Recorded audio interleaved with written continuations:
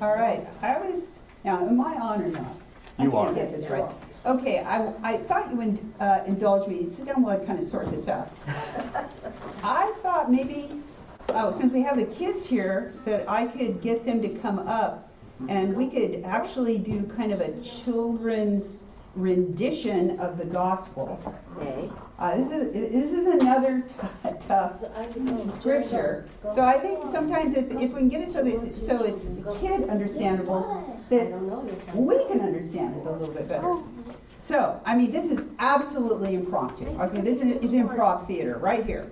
All right, kids. Now here, I'm going to talk you through it. All right. So I need Father Abraham. I need some characters. I'm going to be Father Abraham. Okay, you want to be Zoe? You want to be Father Abraham? Okay. I need Lazarus, who is a poor, sick man who I'm going to have lying on the floor. No. Be very, very sick. Yeah, Abraham, you are very, really full of authority. You have created all these people like stars in the heaven. You have created, and here they are. So, okay, who's going to be my poor, sick?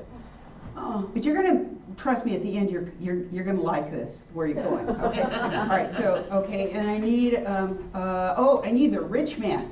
This, okay. Okay. This is not going to go well for you. I'm just going to give you a Okay. All right. Are you abdicating? All right. You be the rich man. Okay, and so that leaves kind of a dog. You be my dog? Yeah, I would. Okay. Lazarus, I need you lying on the ground looking very, very poor. Wait, I thought you were my dog. Yeah, I'm your dog. You're a dog. Who's my Lazarus? Yeah. He was. No, you can't keep trading around. Come on. You're going to rise. You're going to be this. At the end, you're really going to like this position. You lay down and be very sickly. Okay. Like, oh. Yeah. Okay, rich man, go stand right over there, okay? And look, just look like you're not going to pay any attention to him. All right? You're walking over here to a glorious luncheon where you're going to be seated at the head table. You are revered.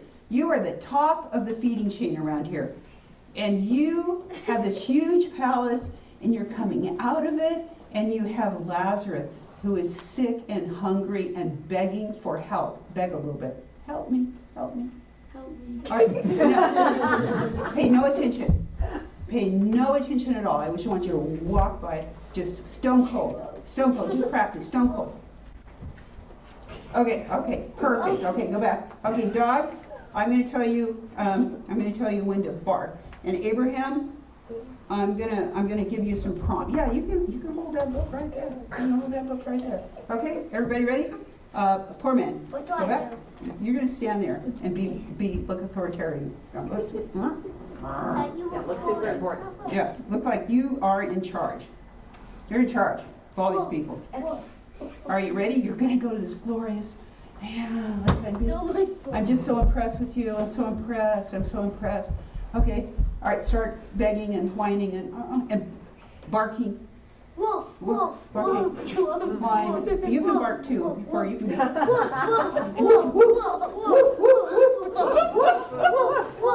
walk by. Just nose up. Okay, all right. Stop. That's the end of Act 1. Act 2. Lazarus, up you go, standing right here by Abraham. Abraham? Okay. All right. Rich man, you're down there. Now, you lay down. Or you can be whatever. And, yeah. Okay. All right. You are now, role reversal. You're in a place where it is, well, how do I say this without being scary? It is really uncomfortable. And you want water. You are so thirsty. Actually, you're dead. And you're dead too. But Abraham, you love this guy. And he was dead along with the rich man. And you said, come up here and stand by me. Stand by me in the heavens. The angels brought you up. Stand by me. No, him. He's standing. Stand by me. Yeah, Yes. yeah. Sort of nicely though, because you're, yeah, nobody. You go down there and growl at him. Go growl at him. Growl. Okay, rich man, I want you to ask Abraham here, please send Lazarus with a little bit of water. I'm so thirsty. Please send Lazarus with a little bit of water. I'm so thirsty. And Abraham, you say, no, you had your chance, and you didn't pay any attention to poor Lazarus. No, you don't have a chance. Wait. You don't have a chance. No. You don't have a chance. You didn't pay attention when You didn't pay attention. Poor Lazarus. Poor Lazarus. He was hungry. He was hungry. He was thirsty. He was thirsty. And you walked right past him. And you walked right past him. You see this chasm here, this big distance between us? Yeah. Yeah. Well, okay. You see this big distance? You see this big distance? You're not coming through. You're not coming You through. are done. You are done. You are doomed. You are doomed. Well, for now. Well, for now. Yeah. Yeah. You're And then you not say, alive. okay, growl a little bit. Growl. Okay. All right, rich man. Say, okay, but then please send someone to warn my family. I've got 5 brothers. Warn them about this. Okay, please send my family. I've got 5 brothers. Please warn them. Warn. And you say, they should listen to Moses. They should listen to Moses. They have Moses to listen to. They have Moses So- to listen to. They have guidance. They're on their own. They have guidance. They're on their own. You see this distance? You see distance? Yeah. No one's coming. No one's coming. No one's going. No one's going. No. Okay. That's it. All right, wait, kids. Come here a second. All right, thank you for that. What do you think the point of that story is? What? It's about. Oh, there goes the gospel. Pick it up, quick. Abraham, you gotta take care of the gospel, huh? It's about someone being rich and then getting poor and poorer, and someone even poorer. Okay, well, what do you think the moral of the story is about taking care of people? Yeah. Because he didn't do anything to help him. He didn't call someone to help him. Right, and what does that mean to us? That means I don't know. I actually don't know. Okay, well, if the rich man, he got in trouble by you and the dog for not taking care of poor Lazarus. Yeah. And so Lazarus went to heaven, Yeah. and the rich man didn't do so good. Yeah. So, what should we do for the poor people in our life? Protect them and help them. Good. We'll stop there.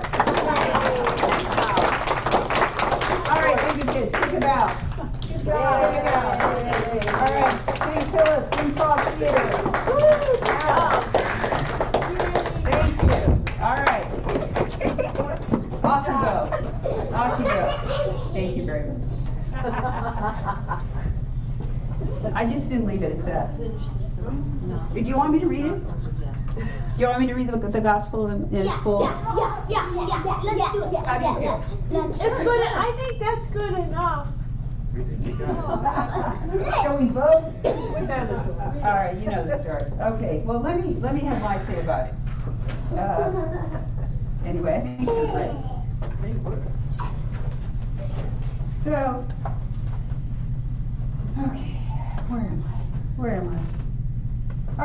All right, last week, right, we tackled the parable of the dishonest manager who flips the script on us by becoming Jesus' poster boy for bodacious modeling of shrewd street wisdom to unravel and creatively resolve a case of apparent embezzlement by coming kind of like the first credit bureau, or what's the word I'm looking for? Debt relief, maybe. Debt relief, yeah. Anyway, we worked through that, and the passage ended with the iconic warning, no one can serve two masters. You cannot serve God and money. Well, if you want another iconic saying, Timothy provides the love of money is the root of all evil. And by the way, aside, I want you all to take the program home today and cut out Timothy. Cut it out and put it on your refrigerator, or put it on your bathroom mirror, or put it in your pocket. It has everything you need. It has everything you need to work things out in this time and place. So when it was read this morning, it's so resplendent with encouragement and to-dos. So don't leave here without it. Okay? Everybody usually tosses their bulletins in a big stack when we recycle them. All right, this is your principal talking, you know. I'm a priest, nobody pays attention to priests, but a principal, yeah, take it home. Okay, so Timothy, yeah, the love of money is the root of all evil, but I want to stick a bit with the gospel this morning. As we hear one of Jesus's, again, a most striking parable, the story of the rich man and Lazarus. It's a parable of reversals. A rich man dressed in purple feasts every day, while Lazarus, covered in sores, lays at the man's, pretty much his front door, hoping for crumbs. Death comes to both. The poor man is carried by angels to Abraham. The rich man finds himself in torment. And in the great chasm between them, there is no crossing over. As you heard in our little play, no one goes from there to there or back. It's a powerful and comfortable story with a detail I think often overlooked, is that in all of Jesus' parables, Lazarus is the only ordinary character who is given a name. A name that literally means Eleazar, God has helped. Now think about this. If I were to ask you, what are your favorite, I will, what's your favorite parables? What comes to mind? Parable of the sower. Parable of the sower. Parable, mine would be the parable of Good Samaritan. All right? The parable of the prodigal son. The rich fool. There's no names. There's no names given. But here, this poor, ill soul begging for help has a name. Lazarus. Why? Well, I think Jesus is teaching us something profound about what matters to God's kingdom. In the world of the parable, everyone knows this rich man. He would have been recognizable on the streets by his robes, his banquet guests, his influence. He had status. He didn't need a name in the story. He was somebody. In fact, let me just tell you a story. This just popped in my. I'm a storyteller, right? Just forgive me, but I go off. I was principal of a school in Cupertino High School. Cupertino High School. I had an alternative school. I was sort of the administrator for the kids that nobody else could possibly handle. And trust me, there were a few kids I couldn't possibly handle either. But so I went to this gathering in Cupertino of administrators and teachers. I don't remember. You know what? I don't remember anything about the gathering. I don't remember anything about the content. Nothing. But this is what I remembered. Although these years later, is I had the sign-in desk. I signed up to be the sign-in desk person, and so people got their name tags. And the superintendent of Cupertino Elementary School walked in, and she had a swagger and a reputation. What did I put here? All these things. She was a somebody. She had influence. She had status. Everybody recognized her by her high heels. And she said to me, I don't need a name tag. Whoop, dismisses me. Everybody knows my name. You know? I was like, I just thought that was rude, you know? But I felt really dismissed.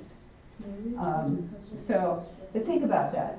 All these years later, I'm sure this woman did a lot of good things, but that's what I take away. That's what I take away, is that she just didn't.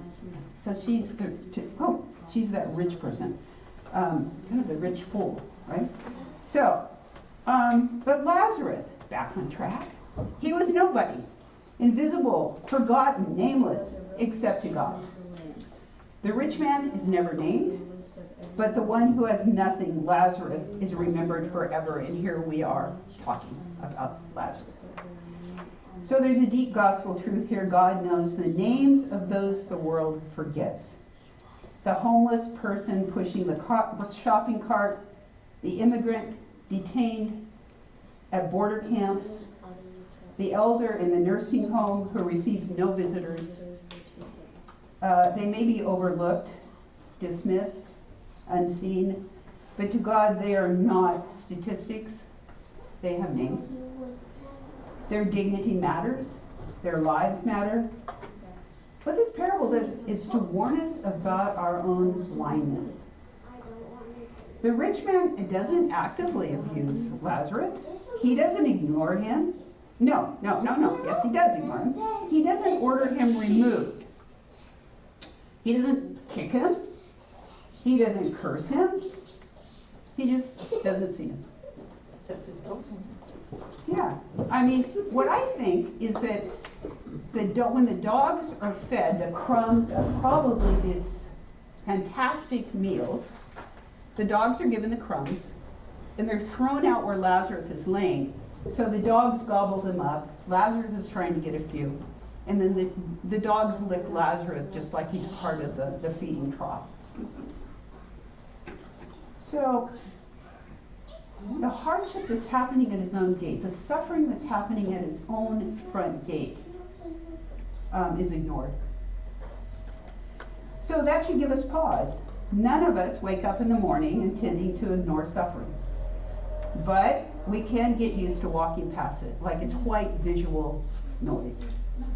We get busy, comfortable, distracted, and slowly that chasm grows for us between our awareness and the needs of others.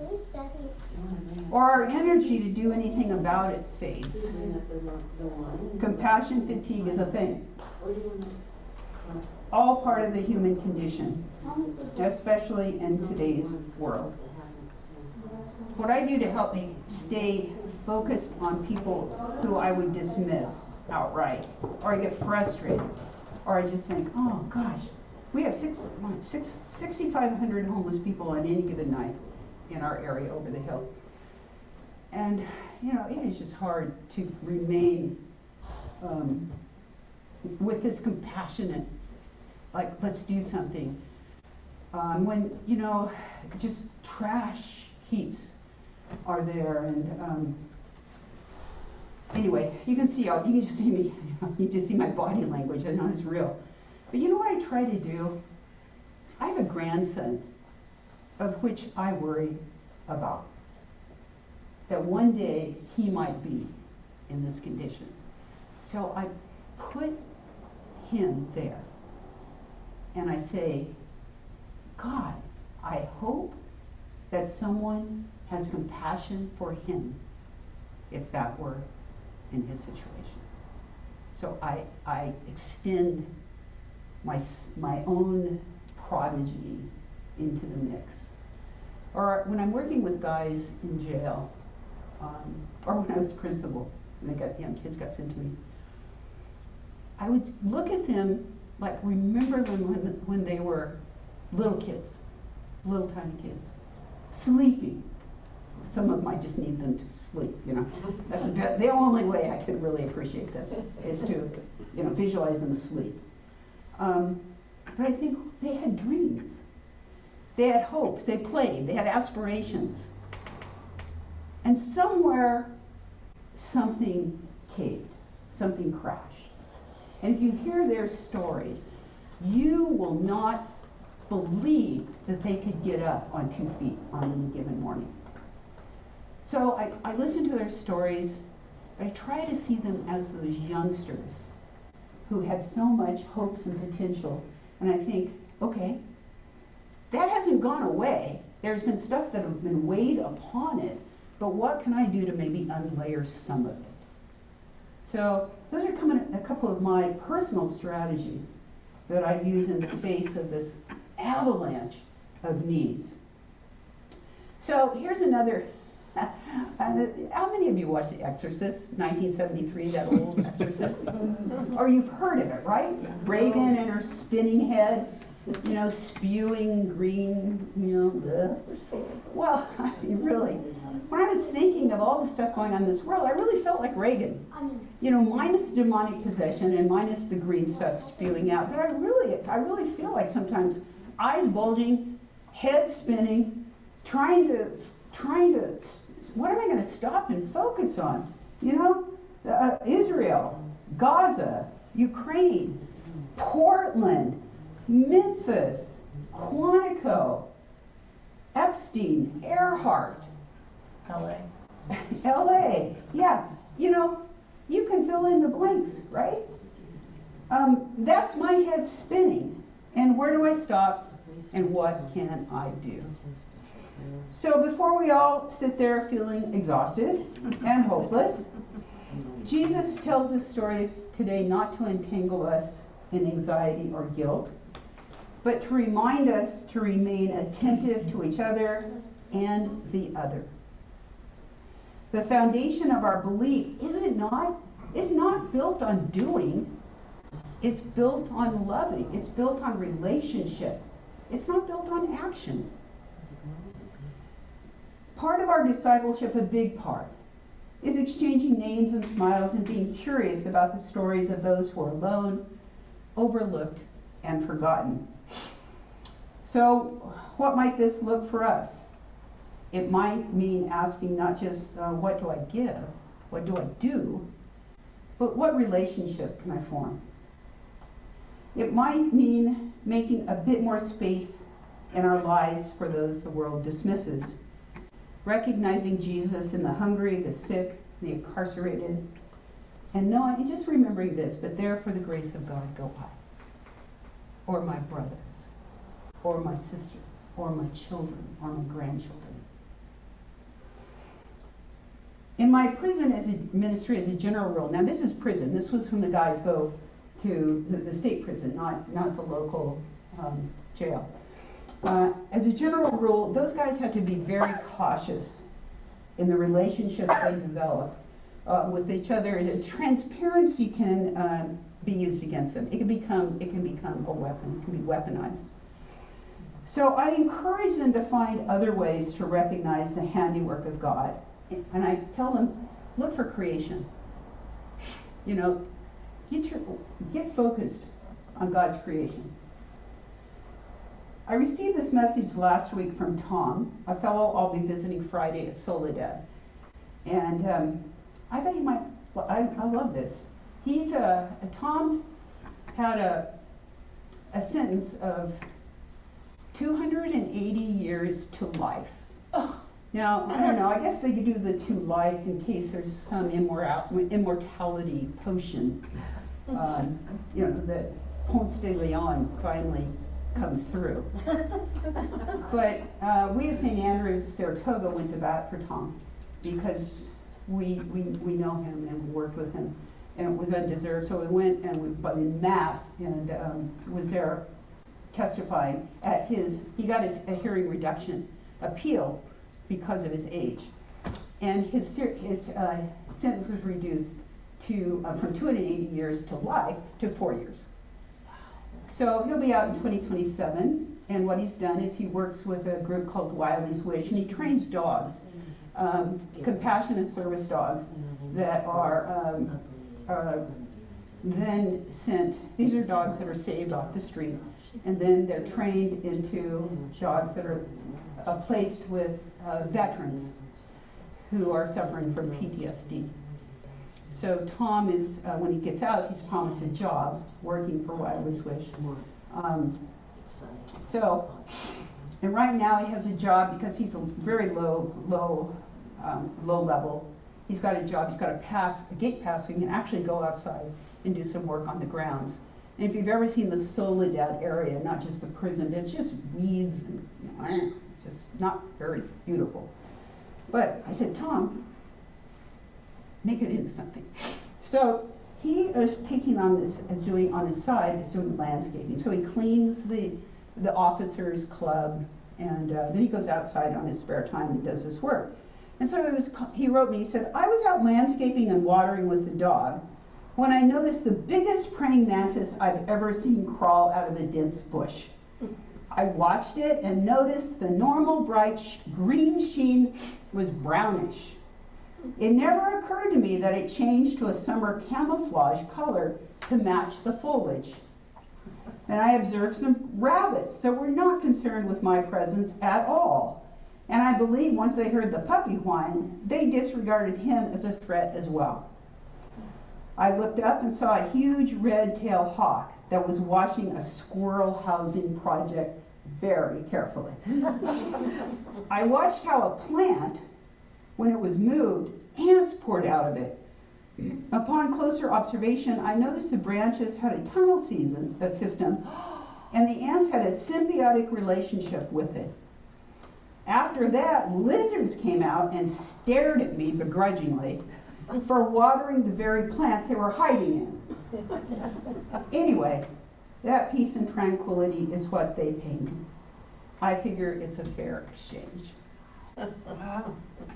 So are you intrigued by it, by making a bit more green space in your life? And I know a few of you went to the conference just last weekend about climate change and this sort of thing. So from bugs to birds, the world dismisses. So is anything like that? Nibbling at you. And then another, bigger maybe, no, not bigger, a different story.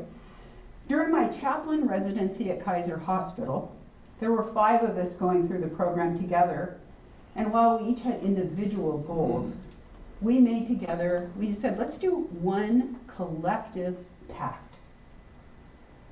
And so we decided that no patient would die alone. So we were 24/7 taking shifts, on overnight shifts, and for the 5 of us were there every day. So if we heard of someone near death who had outlived friends and family, we each would take turns sitting vigil, holding the person's hand, reassuring, singing, praying. We did not leave their side until death was formally pronounced. No one died alone, not on our watch. So maybe there is a personal act or pact God is asking from you. And here's the real hope in the story. This same rich man who ignored Lazarus and then presumed Lazarus would come to his aid must have taken the same approach of apathy and indifference in perhaps more expansive areas of influence in his life. So he couldn't have just acted like that right then. He's got to be taking that attitude wherever he went. But what did Jesus call him out for? Lazarus was right out his front door. That's what Jesus called him out for. So let's start there, right in front of us. With, that head spinning exorcist image, you know what I realized when thinking of the images to put into this homily? I realized that I omitted those people closest to me. My best friend who is hospitalized. My son waiting to hear on a job he desperately needs and tomorrow he'll hit. My grandson, who I've mentioned, autistic, very verbal, but in a world I cannot break into. I just can't, as hard as I try. My in-laws, in their 80s, 93, trying to keep them in their home. It's costing us, not us, but $35,000 a month. And we're all trying to figure out how to go forward, and we're hitting the wall about lack of services for the elderly. Didn't think about it until it was right there. So, and here, my bird bath. The winds that we had 2 days ago, these huge winds that were in our area, they blew over my bird bath. And my birds were just so unhappy.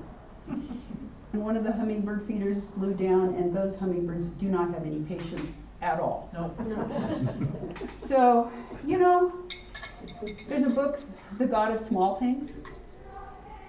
We've got to start there.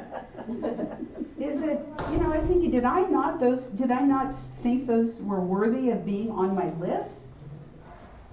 And here I put a Facebook promo out about this service. When I go to churches, I tag you, St.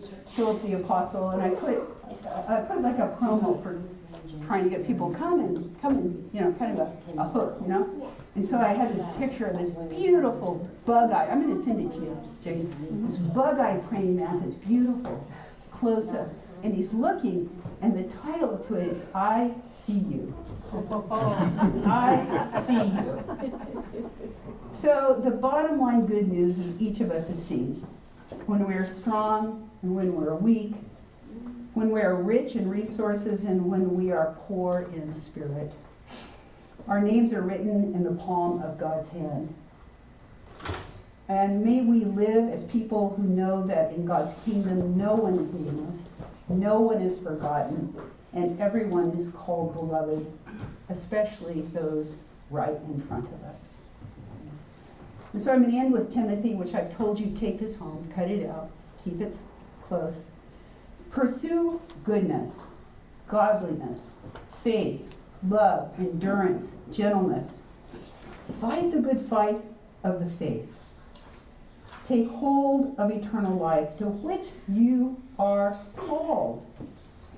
I charge you to keep the commandment without spot or blame until the manifestation of our Lord Jesus Christ, which you will bring about at the right time, God's time. He who is blessed and only sovereign, the King of kings and Lord of lords. Amen. Amen. Amen.